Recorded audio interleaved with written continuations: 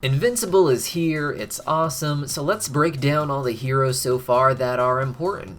We will only be discussing those introduced in the first 4 episodes, and while we may reference some aspects of the comics to explain the characters or their powers, we will not be getting into anything considered spoiler territory. My name's Deepcut, welcome to Cartoon Universe, and this is our first Invincible video, so make sure you subscribe so you don't miss the future ones, and perhaps check out our Twitter and other social media to follow us there. The show Invincible is of course about a superhero named Mark Grayson, who is secretly a superhero called Invincible, who, as his name suggests, is somewhat invincible. He is the son of Omni Man, who is perhaps the world's most powerful hero at the time. Omni Man is this world's version of Superman. His powers are essentially the same, and like Superman, he comes from another planet, his called Viltrum, claiming that it is his species' duty to travel to planets like Earth and help its people. Omni Man fell in love with a human woman, and together they became the parents of Invincible, who seems to be on track to be just as powerful as his father, despite not developing his powers until his late teens. Despite Omni-Man's claims to protect this planet, he ends up brutally killing each member of the Guardians of the Globe, people he worked so closely with that he was practically considered a member of the team. In the next episode, the world is being invaded by time weirdos from another dimension, and Omni-Man travels to their reality, seemingly to protect the Earth from them, but claims that the Earth is not for them to conquer, insinuating that he, or someone he is working with, is trying to conquer it. This is further solidified when we meet the Martians, and they claim that Earth is scheduled for immediate execution, which seems to indicate that it isn't just some personal evil that Omni-Man is fulfilling, but one for his species or another big force in the universe.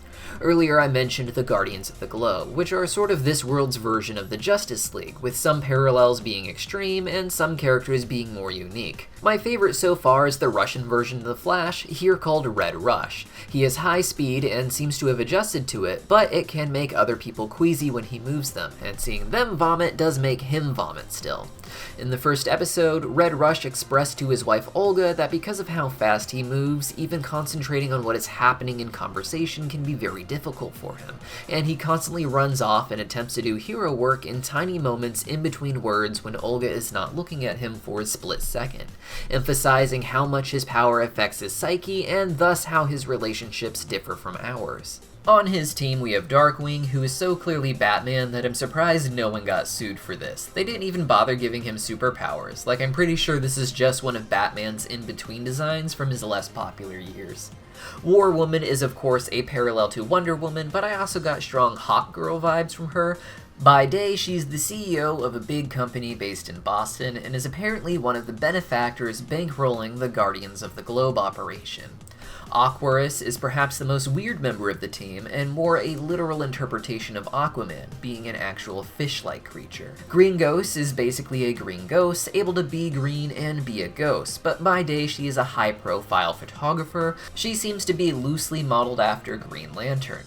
Martian Man is a parody of Martian Manhunter, who is apparently a man from Mars. His inclusion in the group raises some questions, as the Martians we meet on Mars seem almost to be helping the Viltrumites with their extermination of the Earth. So was Martian Man someone who did not know about this? Did he leave Mars before that had been decided? Or did he leave Mars because he wanted to help the place instead of harming it? If Martian Man was in on what Omni-Man was planning, I doubt Omni-Man would have killed him. When not being a superhero, he is shown to be playing simple games involving his powers with children, so seems pretty unaware of the plot his people of Mars are involved in. Finally, we have the Immortal, who, despite his name, is not actually immortal, being slaughtered just like everyone else by Omni-Man. Like Omni-Man, he's a bit of a Superman parody, but clearly not nearly as powerful as Omni-Man is, or seemingly as important to the plot. Beneath the Guardians of the Globe, we have the Teen Team, which is a loose parody of the Teen Titans, the same way that the Guardians of the Globe were a parody of the Justice League. However, there is a lot more that is different about these characters from the Teen Titans, as they become a bit more relevant to the plot than the Guardians of the Globe did. The most prominent character is Adam Eve, who is a stand-in for Starfire. Similar basic design, plus the power to fly and send cool beams of energy. She is revealed to be just an ordinary girl at the same school as Invincible, and the two have a romance budding between them. This is despite Adam Eve recently breaking up with Rexplode, another member who serves as a sort of Robin and Beast Boy, having that cool dude attitude but Beast Boy silliness to him. He has several powers from several sources, including enhanced strength and durability, as well as a technological enhancement that allows him to accelerate particles until they explode. The bigger the item he is accelerating, the more powerful the explosion. I won't get into spoilers from the comics, but his explosions seem to be among the most powerful ever produced on Earth if his heart is in it. He ends up cheating on Adam Eve with Duplicate, claiming to her that Adam Eve broke up with him to be with Invincible, a complete lie.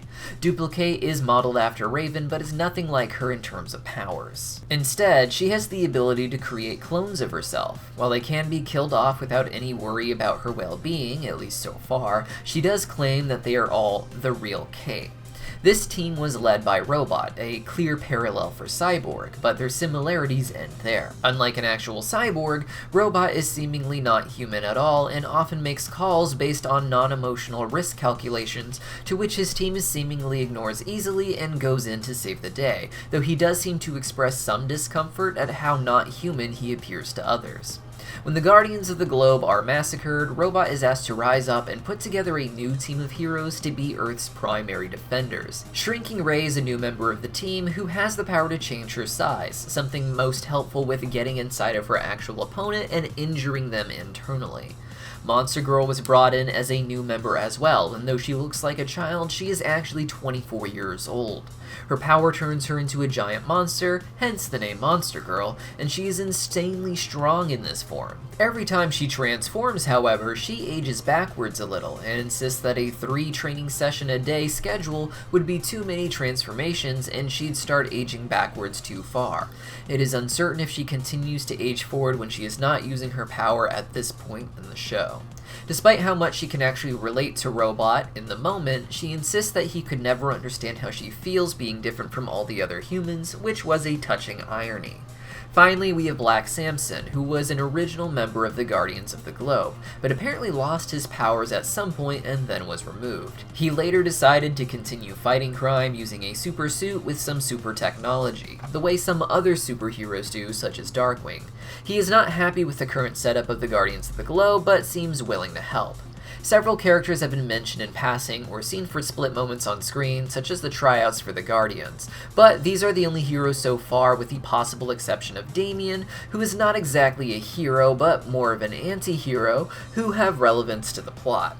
He is hired to figure out who killed the Guardians of the Globe using his demonic powers that can sense what occurred at the crime scene. When he starts to suggest that Omni Man may be the culprit and continues his investigation, Cecil uses a restored lost demonic text to do a ritual that will send Damien back to hell, so that Cecil can continue to keep the secret and try to find his own way to solve the problem of a potentially evil Omni Man. That's all we have today, but this was a fun first video to a very fun series. Let me know what other Invincible topics you'd like us to cover, and we will give it a try, though we would like to try and avoid getting into comic book territory to avoid spoiling the current audience of the show. So try to avoid those suggestions unless you have something really interesting. See you next time!